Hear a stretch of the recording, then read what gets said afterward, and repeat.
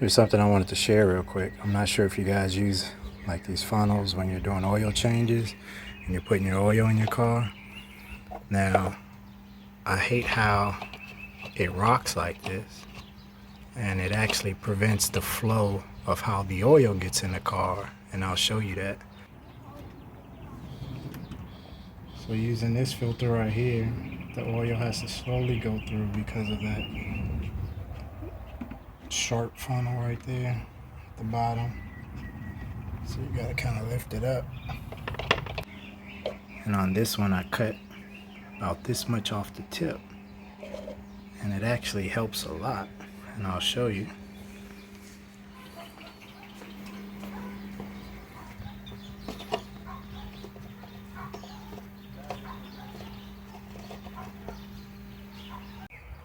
You don't have to hold it. Plus the oil seems to go down way faster. I mean way faster. So this is something I just figured out today. Just telling myself, why don't I give it a shot? And it seems to work. So maybe this would be useful for you guys.